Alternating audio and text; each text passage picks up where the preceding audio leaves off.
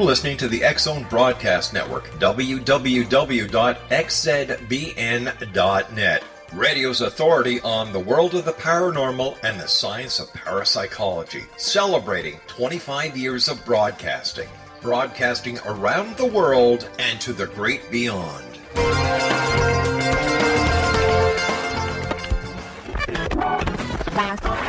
All Hit Radio.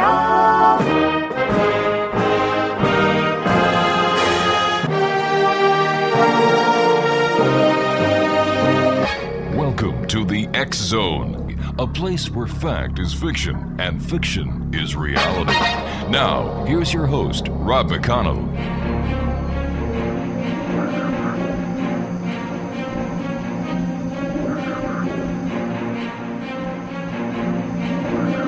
And welcome back, everyone. This is the X-Zone. I am Rob McConnell, coming to you from our broadcast center in Hamilton, Ontario, Canada. Worldwide toll-free 800-610-7035. Email xzone@xzoneradiotv.com on all social media sites, X-Zone Radio TV. And you can listen to the X-Zone Monday through Friday from 8 p.m. Eastern until midnight. Or the rest of the 24-hour clock, 24/7, 365 at www.xzoneradiotv.com. Ghosts are the order of this hour. This should be a spooktacular hour here in the X-Zone. We're going to be going to Tucson, Arizona to, Becky Gydesen, who is the owner of Tucson Ghost Company, LLC, which includes Tucson Ghost Tour, Tucson Ghost Experience, and Drive Haunted Tucson. She is also the founder, lead investigator of the paranormal team, Tucson Ghost Society. She is from Toledo, Ohio, but moved to Tucson in 1987. She has had paranormal experiences her whole life, which led her to wanting to find out more answers. And she's joined today by 4 members of her paranormal team. First of all, to you, Becky, and to you, ladies, welcome to the X-Zone. Thank you. Hello. Becky, tell me about the paranormal experience that rocked your world that got you right here to doing what you're doing with your team of paranormal investigators in Tucson. Oh, wow. There's been a lot of them, actually. One of the main ones, I think, that really got to me was when I lived in an apartment in Toledo, and I had an experience where my picture frame flipped on the wall and broke. That would do it for me, too. Yeah. Now, having had the experience now of being a paranormal investigator yourself, can you rationalize or understand what happened to that picture, why it happened, and who did it? Yes and no. I think one of the main reasons it happened was because I knew that the apartment was haunted. Right. And I wasn't acknowledging the spirit. Do spirits get upset when you're there, they're there, and you don't acknowledge them? I think sometimes they do. Really? Do you ever find out that spirits actually want to become friends with you? Friendship's kind of a funny word to use when it comes to that, but okay. I definitely think that there are spirits that want to hang out with you and protect you to certain degrees. How haunted is Tucson compared to Ohio? I would say they're about equal. Really?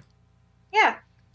Ohio has a lot of older buildings. The house I grew up in was over 100 years old. Right. But Tucson also has a lot of things that date back to the 1800s, and you got to stop and think that this was the Old West, so things did get kind of out of control sometimes. Yeah, the Old West, and I'm putting quotations on the word old, certainly is filled with stories. It's filled with folklore. It's filled with mythology. It's rich with history. And is this what the combination is when investigating the paranormal, that you have to take all aspects into consideration about who, what, when, where, why, and how when investigating to come to a conclusion on what's actually going on? Oh, definitely. There's definitely a lot of research that you need to do and figure out. But there is definitely a lot that has happened here, and yeah, it does play a part in it. Why do you think there is such a great interest in the paranormal, specifically the ghost tours, the ghost hunts, the ghost research? Because of Hollywood. They can be our best friends and our worst enemy, but definitely Hollywood has made it normal to talk about the paranormal now. So the paranormal is now the normal thanks to Hollywood. Yeah, I think so. All right. Listen, you and I have to take a commercial break. Ladies, great having you with us. Becky, thank you for joining us tonight. Looking forward to talking about Haunted Tucson. Now, Exo Nation, if you'd like to find out more about Becky, her group, and what they do, visit their website at www.tucsonghosttour.com. That's www.tucsonghosttour.com. Now, Becky and I and the rest of her team will be back on the other side of the short commercial break as we continue here in the X Zone from our broadcast center in Hamilton, Ontario, Canada. Don't forget, X Zone Nation, that starting Monday, March the 21st, the X Zone will also be on the Mutual Broadcast Network, Monday through Friday from 3 p.m. Pacific until 7 p.m. Pacific. That's from 6 p.m. Eastern until 10 p.m. Eastern. The X Zone, with yours truly, Rob McConnell, and our special guest tonight, Becky Gydesen, will be back. Don't go away.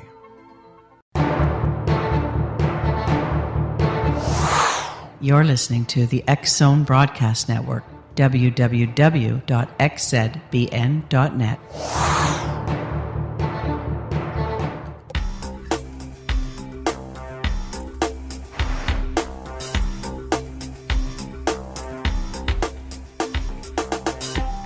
Welcome back, everyone. This is the X Zone. I am Rob McConnell, and we're talking to Becky Gydesen and her group. They're all the way in Tucson, Arizona, the Old West, the OK Corral. Spooks are everywhere. Ghosts are everywhere. History is rich. Folklore, mythology, all that neat stuff that makes a real super great ghost story. Ladies, welcome back. I have to ask you this, Becky.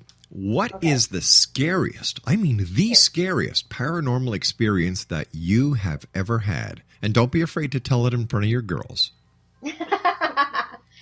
I'm starting to get used to everything, so it takes a lot to actually scare me now. Mm-hmm. But the scariest would probably be the first time I got scratched. Tell me about it. It was actually in my own home, which is even scarier. Apparently a spirit followed me home, and my husband was actually the first that got scratched, and about a week later, I got scratched. Where did the spirit follow you from? My very first investigation. I thought you guys did some kind of cleansing before and after to make sure that this doesn't happen. So what happened? Well, usually we try to tell the spirits they can't follow us or things like that. We do have ways to cleanse. But after the very first investigation, I wasn't really thinking much about it. And that spirit just decided to hang with me for about 6 months. For no reason? I think he was more of a protector. Oh, I don't think the scratches were meant to harm me. I think it was just meant to tell me that he was here. Couldn't he have just kind of rattled a picture or opened a door or knocked the You would phone on think the floor? so, Yeah. but these are the things that we don't understand. I hope he had clean nails. Me too. Listen, help me understand something. If you can't see a ghost, except sometimes, Right. how can they materialize or become solid to a point where they can scratch you? That is the mysteries that we're still trying to figure out. Are there any theories about that? I'm sure there's some, but none that can really come to mind right now. I know that their energies are different than ours. So even if they weren't trying to scratch me, but just trying to touch me with their energy being different, that could have caused the scratch instead of just touching me. So could the scratching actually have been some sort of electrical discharge? Possibly. What did the scratch look like? It was 3 scratches. Oh, like what three. some people would say that was demonic, but I don't believe that. Oh no, because the three fingers are in the middle of the hand or the longest. So if you're going to scratch somebody, they're the ones that are going to leave the impression. Exactly. Yeah. So how did you finally get rid of this unwanted guest that you brought home? I think he got bored of me. Honestly, I think he just, whatever he was around for, I think he accomplished, or I accomplished, I'm not sure, and he left. How did you and the other girls get together to form the organization that you have, the Tucson Ghost Company? Well, I started it because of the fact that I was training with another team, and they didn't have time to do this one building that I wanted to do. So I asked around, asking for a couple people to join, and Mayla, who is still with me today, was one of my very first members. And we went through a couple members here and there, and we kept advertising and looking around until we found a team that fit together. What kind of training does your team have? Like, do you just go out there and say, I'm going to become a ghost paranormal researcher or a ghost hunter, and away we go? Or is there a set protocol that you and your team use? There is a set protocol that I train them to use. And so they didn't have to have any training, but once they came aboard, I trained them to do different things. Such as? Such as one of the things is research of property, learning how to find out what happens on the property. Then when it comes to actual investigation, how to do proper EVPs and how to set up the cameras, how to take pictures properly. And then afterwards, the evidence review, how to properly go through the evidence and collect what is paranormal and what is not. How many investigations have you and your team done to date? We've been on over a dozen. I mean, we've been on quite a few, residential and business. And where has been the most haunted investigation that you've done?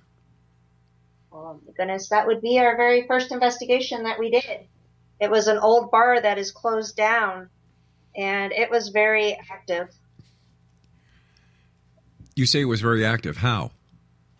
To the point to where we could actually hear footsteps approaching us, even though no one was there, and we got touched multiple times. Now, did you do the investigation during the daytime or the nighttime? At night. Why? It's easier to do it at night. I know they say that ghosts haunt all the time, and that is true. But the whole reason we do it at night is because it's more quiet, it's more calm, and your senses are more alert. But wouldn't it be safer to do it in the daytime? Yeah, but you're going to get a lot of contamination with everyday life. Okay. Is it also possible that the fact that it's nighttime, eerie, spooky, adds to the ambiance that the investigators want? To certain points, yes. Yeah. But you have to learn to separate that from the actual investigation. How do you do that? Practice. You have to go in there with an open mind. You have to go in there knowing that everything's going to be paranormal. So how do you differentiate between what is normal and what is paranormal? Well, that is when something happens, you go to investigate and see if it was human-caused or not human-caused. Okay, that was a little confusing. So can you explain it better, please? Well, like for instance, at this one investigation, we would hear water dropping. So we would go to investigate to see, is there actual water in pipes? Is it something to where there's a leak or anything that would be human caused that would cause for a plumber to come out, not paranormal investigator? I see. And when you do your background check, do you also do baseline checking and baseline settings for the different equipment that you use? Yes, we do. Okay, and how do you do that? How would you take a baseline for let's say, an EVP or an EMF reader? Well, what we actually do is we take the K2s and the EMF meters, and we go around the rooms and find the spikes. And that lets us know the areas that we know have high EMF. So when we're investigating and we get that high spike, we try to remember that that's where that high spike was. So would you make a diagram of the building or the property or the land that you're investigating, and mark these anomalies on a map? We do mark it down, yes. We're not that high tech to where we're good at drawing maps, but we do mark it down. Okay. So when you go on an investigation, how many cameras do you take, and what kind of lenses and different spectrums do you use? We have a DVR system, and that's an 8-camera system. And then we have a couple night vision cameras and some IR lights to go with them. And during the after, the post investigation, it must take you a long time for you and your team to go through the digital recordings of the audio as well as the video. Yes, it does. When you're doing the editing or the reviewing, do you use different hues and different color spectrums on the digital playbacks just to make sure that you're capturing everything and anything within the spectrums? Well, my DVR cameras are just on the monitor. We just play them back on that monitor. I see. Our night vision ones, we don't have that kind of technology with the cameras we have. For our EVPs, we put them in like a sound organizer so we can actually see the difference in sound waves from, the spirits and the people talking. What has been the most fascinating EVP that you've been able to capture? I was at an investigation that all of a sudden I was feeling sick. And I started asking, why am I feeling sick? And you get an EVP clear as day that says maybe it's allergies. Wow. Yeah.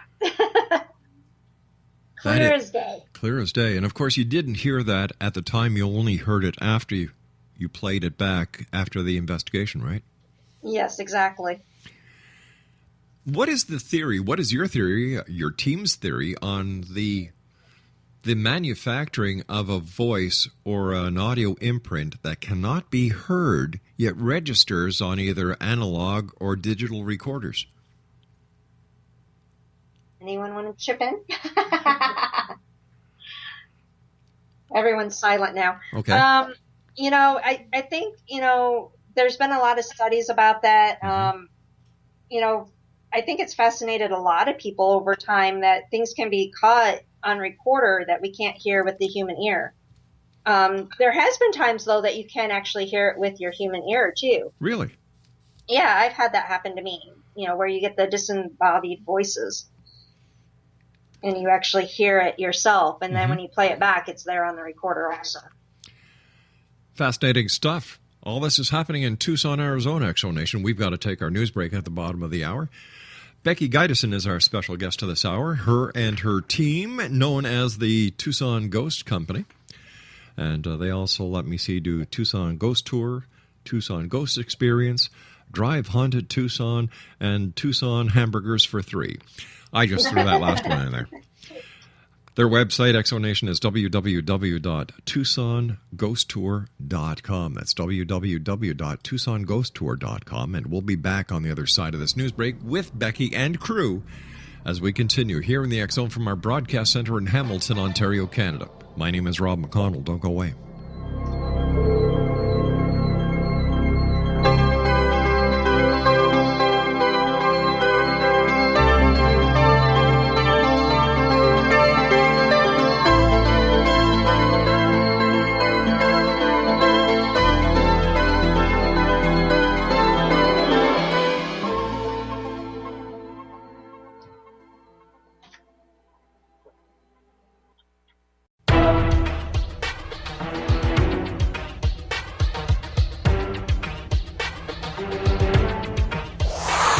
You're listening to the X Zone Broadcast Network, www.xzbn.net.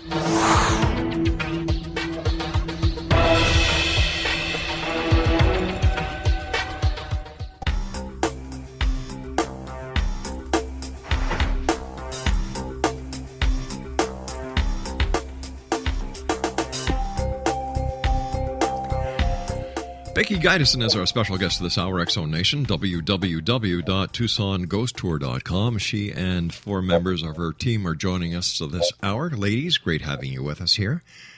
Becky, what is the big difference between what you actually do as a paranormal investigator compared to the television shows that everyone is hooked on? We actually investigate. There's a big difference because everyone does investigate, but you got to realize that on the TV show, everything's for entertainment. So they're showing you the highlights when we go in there and we can spend hours and get nothing. It's not all excitement. It's not all go in there, catch a ghost, and get your evidence. It's a lot of sitting around. It's a lot of research. So, yeah, it's a lot different. Why do they call it ghost hunting? Because when you hunt something, you go to kill it. Right. Now, isn't... Yeah, you can't kill a ghost. Exactly. I honestly don't know where that came from. I guess maybe the show Ghost Hunters. I don't really know. It just stuck. So tell me, if the television shows are entertainment, even though they're classified as reality TV, is that an asset to an organization like yours, or is it a hindrance? It's a little bit of both. Okay. Explain. It's good because now people are opened up to talking about the paranormal. Before these shows came out, it was very taboo. People weren't supposed to talk about it. So it helped open doors and people started wanting to learn more about it. But at the same time, it's a bad thing because now everyone in the world wants to be a ghost hunter and people are going about it the wrong way. All right. Tell me the right way compared to the wrong way. The right way is definitely having respect for the spirit. During your research, it's not just about going in there and doing the investigation. There's research and work that goes into it beforehand. When you actually investigate, you have to show respect to not only the spirits, but the owners of the property itself. And you have to take the time to do all the evidence. That's the right way to do it.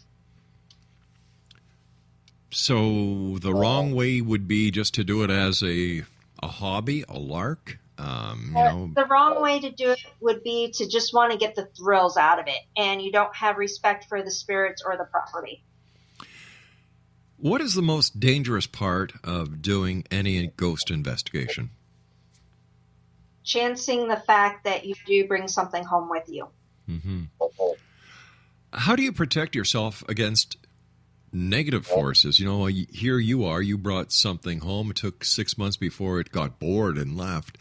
But what have you done since then to make sure this doesn't happen again? Well, we do arm ourselves with different things. There are so many different theories of what you can do. Some say simply pray, some wear amulets. I think it just personally depends on you and what you believe in to keep the spirits away. And I think it's personal beliefs on what to do. When you walk into the place to be investigated the first time, do you get tingly feelings if there is something there? Does something in you, that gut feeling, kick in? Well, being that I'm sensitive, yeah, for sure. I can tell if a place is haunted as soon as I walk in the door. Why do these ghosts stick around? Why don't they just go to the light? I think it's several different things. I think some have unfinished business. Some just don't want to leave. And I think some don't realize that they're dead. Okay, now help me understand this one. Okay. The ghost doesn't understand it's dead. Now, right. If I was, let's say tomorrow morning, I woke up, I get out of bed, I look at my wife, and I always kiss her on the forehead. She's a great lady. And I went into the kitchen, and none of our 3 little dogs noticed me. And then I went to the local market. Nobody noticed me. And then I tried to open the fridge and I couldn't. I went to the bathroom and looked in the mirror and didn't see anything. Wouldn't that give me a good hint that I'm dead? You would think. It's hard to explain. It's just that some spirits, I guess, not necessarily that they don't acknowledge they're dead. Maybe they just don't want to. Okay. We've dealt with spirits, though, that they just don't want to move on. They want to stay for whatever reason. But what happens, Becky, if you come across a spirit that knows he or she is dead and they want to go to the other side to be with the rest of their family, their loved ones? They want to go on to whatever lies ahead on the other side through that porthole. What do you do in that case? We try to say prayers and try to help them cross over. How important is someone's religious beliefs when it comes to being a paranormal investigator? I actually don't think it's very important. I was raised Catholic, but now I'm more of a spiritual person. I don't actually go to church. But I have my own beliefs, and they've actually gotten stronger since I started doing this. I would imagine. I agree with you because, when I started this show 25 years ago, I had my own religious beliefs. And after talking to many people over the years and meeting many people over the years, I've learned there's much more to life than we have even ever thought about. I think the amount of knowledge that we have on life as we understand it can fit on the head of a pin. Right. There's so much more out there that isn't seen because, I take a child. All kids have invisible friends.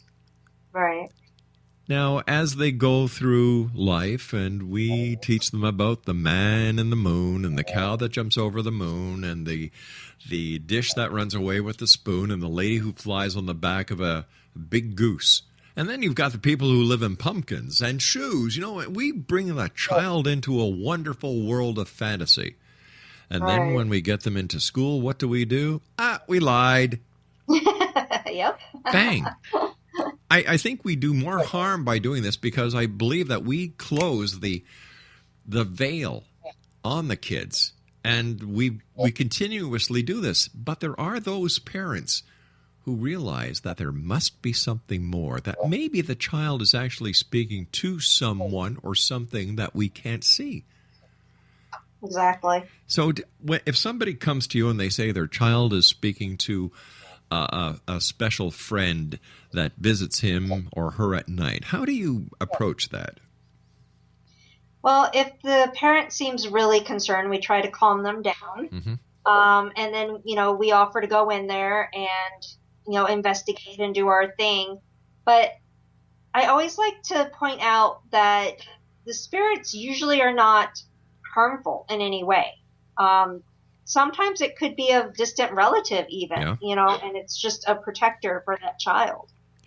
But how can you say that the spirits aren't harmful when you and your husband bore the marks of a spirit?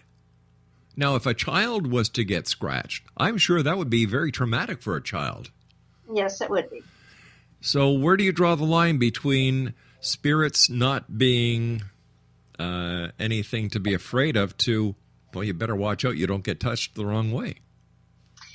Well, as I try to explain, I don't feel that these spirits are actually out to harm you. Right. I think they're just out to get your attention. I see.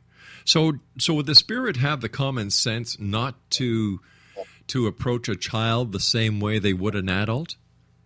I would hope so, and I think in most cases they do. So this would show beyond a shadow of a doubt that the spirits are actually intelligent entities. Yes, and I think for the most part they are. Interesting. Tell me about, I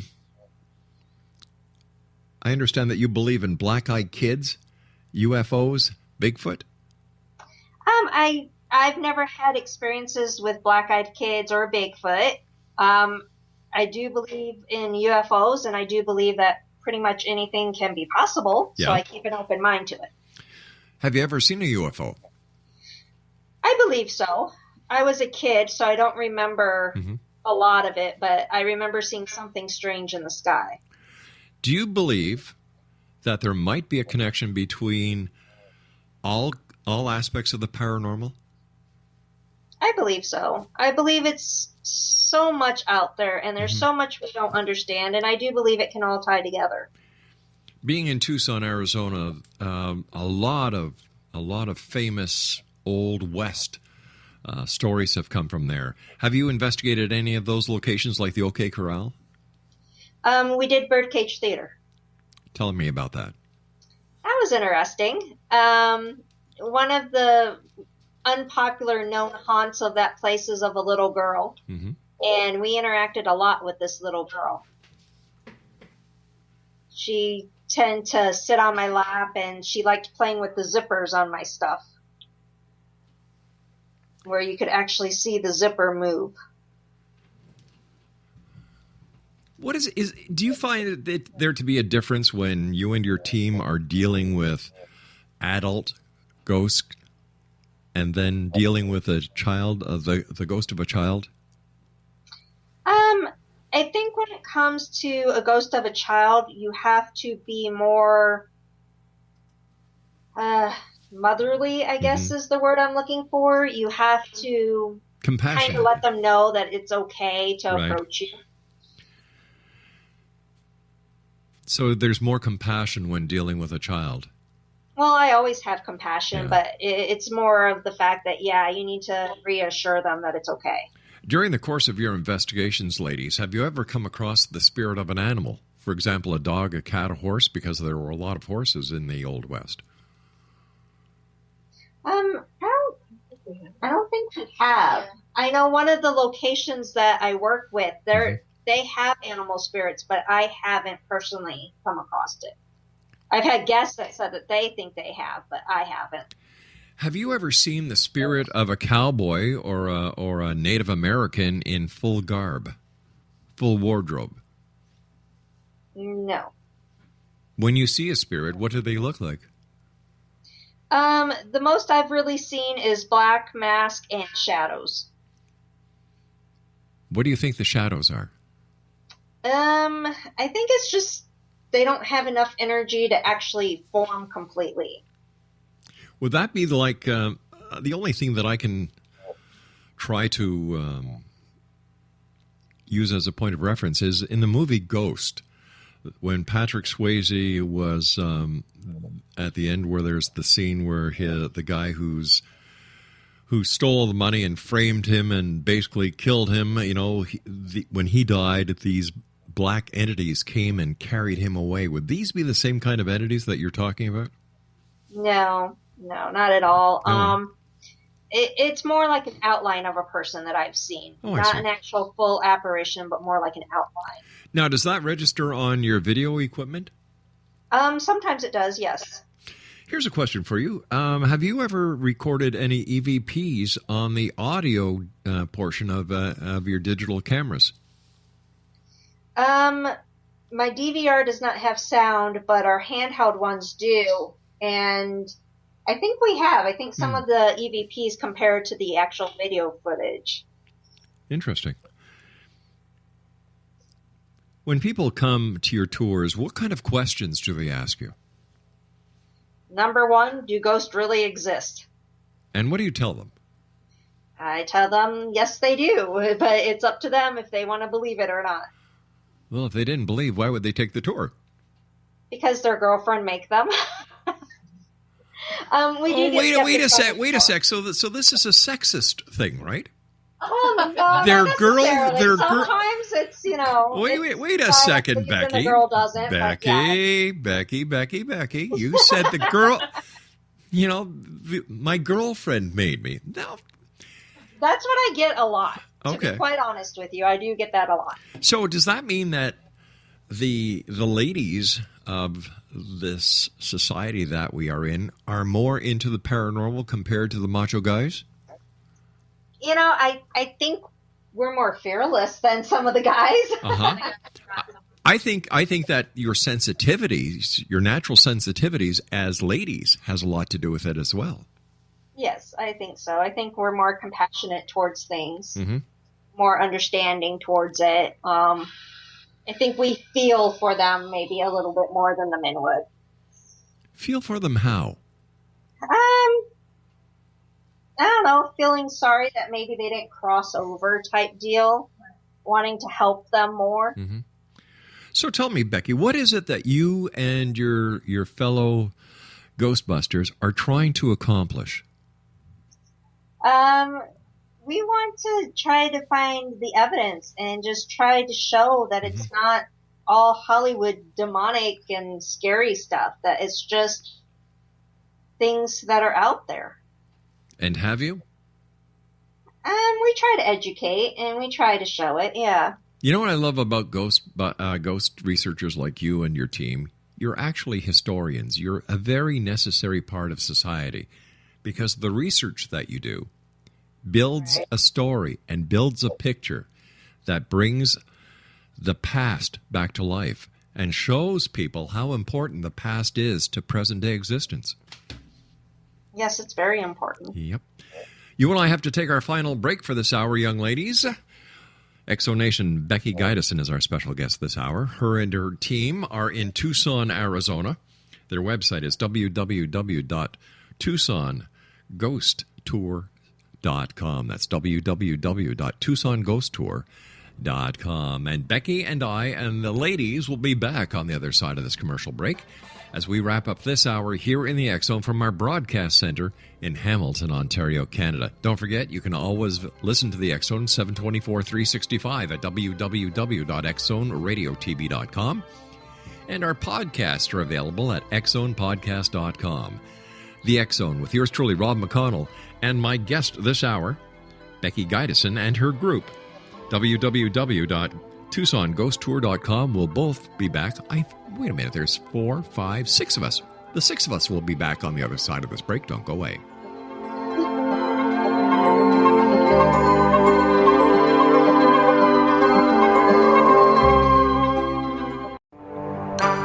You're listening to the X Zone Broadcast Network, www.xzbn.net.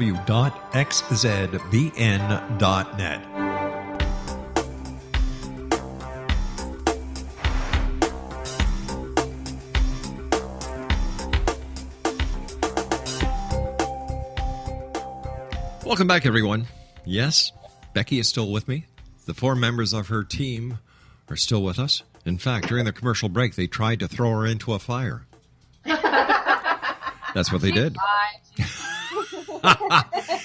First of all, ladies, all 5 of you, I want to thank you so much for being part of the show tonight. It's a great pleasure talking to you. And let me ask you something, Becky and ladies. If people are coming to the Tucson area, besides going to your website at www.tucsonghosttour.com, what are some of the most haunted places that you could kind of point them to if they can't get a hold of you? Well, they should always be able to get a hold of me. But if they can't, downtown Tucson is loaded with ghost stories. My walking tours hit about a dozen locations downtown, so lots of stories down there. Now, when do you do your walking tours? They run Thursday through Sunday night at 7 o'clock. Mm-hmm. And then I have my ghost hunt on selective Monday nights from 7 to 9. What's the difference between the ghost walk and the ghost hunt? The ghost hunt, we actually get locked down in a location and we go lights out with paranormal equipment to try to communicate with the spirits. And how successful are you doing this? Because, is it hit and miss? Usually at the end of the night when I'm wrapping it up, all the equipment goes off. It's almost as if the spirits are telling us goodbye. That has happened several times. Do any of your followers or those who join you for your paranormal hunt or your walking tours, do skeptics become believers? I think some of them have. Not all, but some. Do they all... Does someone in the group each and every time have an experience that they take home with them and share with the other members of the group? Doing the ghost experience, usually during the walking tours, not as much, because the walking tours is more the ghost stories. So, Becky, what would you like to leave with the members of the worldwide X-Zone Nation tonight? What are your final thoughts? Don't listen to Hollywood. Not everything's evil. Geez, you really crammed that into about a 2-second soundbite, yeah. Ladies, is she always so short with her answers? Yes and no. Depends on the question. What question would take her longest to answer? I'm just kidding with you, ladies. They all have to think. Yeah. Okay, listen, one quick question for you. What does your husband think about your paranormal activity? That I'm insane. No, he actually is a very good supporter. You know, I think he thinks I'm a little off sometimes, but he does support me, and he's very protective of me and my team, so he makes sure that we're always protected. You know, we actually called up and spoke to your husband earlier today and asked him that question, and this was his reply.